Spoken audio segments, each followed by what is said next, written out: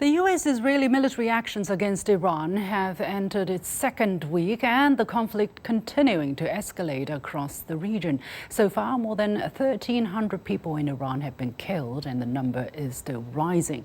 What's Israel and the United States' true intention toward Iran? Is the attack legal under international law? And as the world seems to be descending into the law of the jungle, how can sovereignty and justice be upheld? I spoke one-on-one with Professor Jeffrey Sachs, Director of the Center for Sustainable Development at Columbia University. I began by asking him how he reacted to the US and Israel's narrative portraying Iran as an evil regime, thus justifying the strikes. Take a look.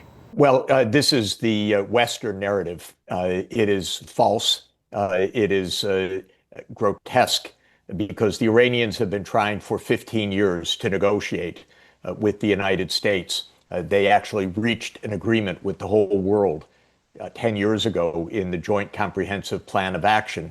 That was an agreement reached with the United States, Britain, France, Russia, China, and Germany.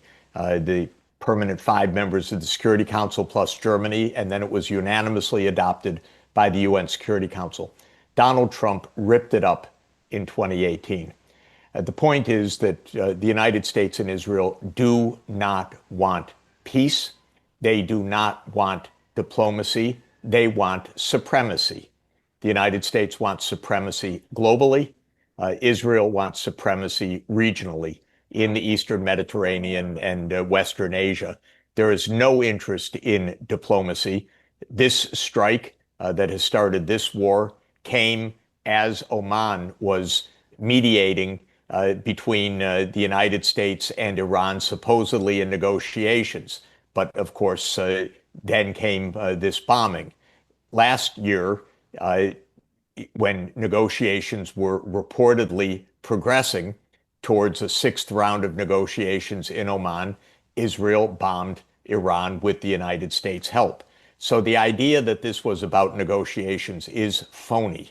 This was about dominance. The United States wants global dominance, and it is a ruthless country. I'm sorry to say, or not a ruthless country. The people are completely against this, but the CIA and the military apparatus is absolutely ruthless and murderous.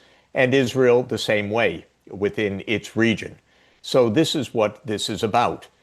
Interestingly, when I was just at the UN Security Council, the Chinese ambassador and the Russian ambassador and the ambassador of the Arab League to the UN made these points.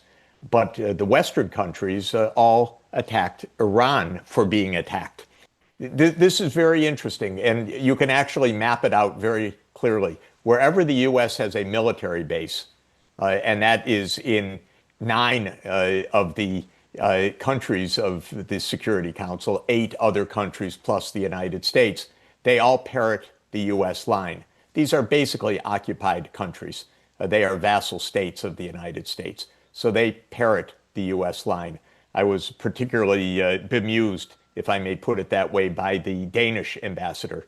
She rather obnoxiously attacked Iran in her statement without mentioning that Iran had been attacked by Israel and the United States. But it's ironic because Denmark is worried about the United States invading Denmark. But there's no principle involved. Denmark hosts the U.S. military bases, and so it just parrots the U.S. propaganda.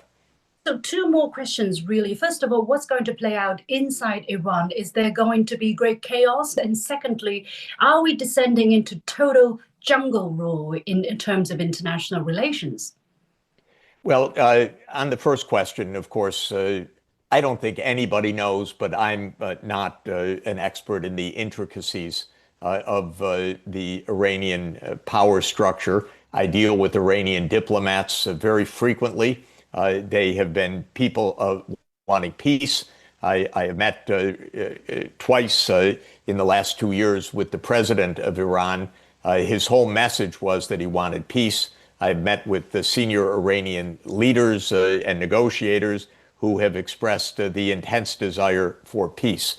What will happen, I would think most likely, is that the Islamic Revolutionary Guard Corps the IRGC will effectively be in control during this war. And I would expect the war to continue. The CIA and Mossad think that by killing the leader and a few other leaders, they will be able to bring about a docile regime. This is their idea of foreign policy, which is assassinations to try to take control of another government. I am very skeptical of this. It almost always fails. We can remember, though, that Iran's problems go back to 1953 when the CIA and MI6 overthrew the democracy of Iran and installed a police state from 1953 to 1979. And then the U.S. has resented ever since that the Iranian people threw off the American-imposed police state. So this is this goes back a very long time. I think we are in for a real war, and not one that's going to have a satisfactory conclusion in any way. And I think we should recall that more than 100 schoolgirls were killed by the Israeli missiles that fell in Minab in southern Iran. This is not only about pieces on a chessboard. They are murdering people in large numbers, the United States and Israel. As a advocate for peace, for dialogue, for cooperation, are you concerned, even more concerned, as to the state or the path that some countries are going down? They do it because they can, they do it because they want it, regardless of any international law, justification, legality.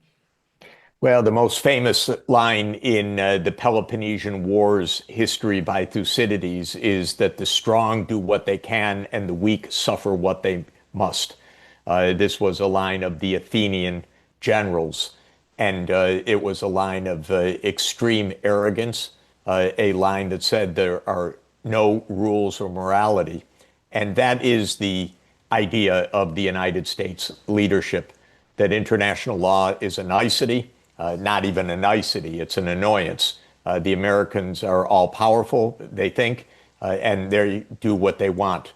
But I would also emphasize that the Athenian generals said this in the year 416 BC, and just 12 years later, Athens was defeated. In other words, the arrogance was key to understanding Athens' defeat. The United States is drunk with arrogance right now.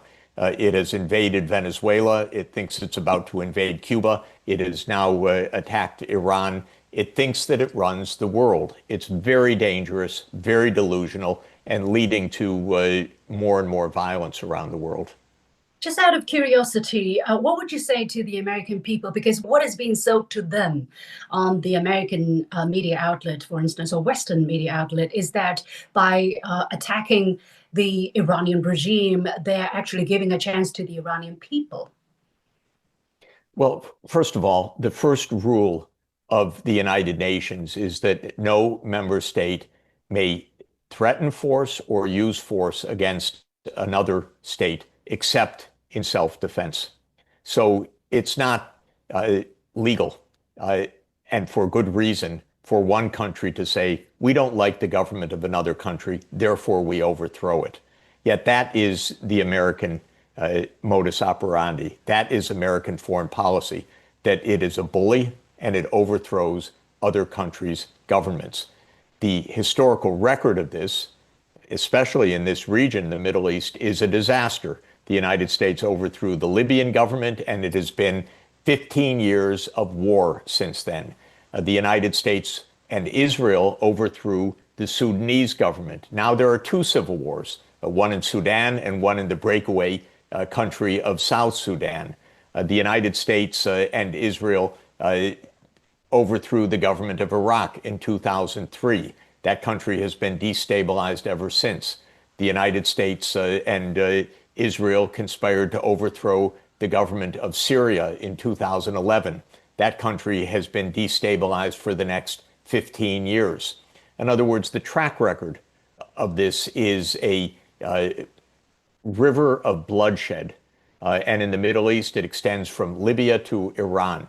And this is a contrived policy of the United States, which wants dominance in every region of the world, and Israel, which is the American-picked regional hegemon, the one country with nuclear weapons, the one country that the United States will support to rule over the rest. It's very bloody. It is a massive failure. The idea that this is what the Iranian people want, well, the United States should not have installed a police state. It should not have overthrown a democracy. It should not have armed Iraq in 1980 to 85 to kill hundreds of thousands of Iranians. The United States cares nothing about the Iranian people, but the United States cares about the oil, and it cares about the military control over the Middle East, and it cares about the fact that Iran sells oil to China. Because part of what's happening is the United States is trying to put a chokehold on oil that flows to China, whether from Venezuela or from the Middle East or from Russia, which the U.S. has sanctioned. And so this is part of a game. The American leaders do not care about the people, not about the American people or about other people. They care about power, and that's what they're after.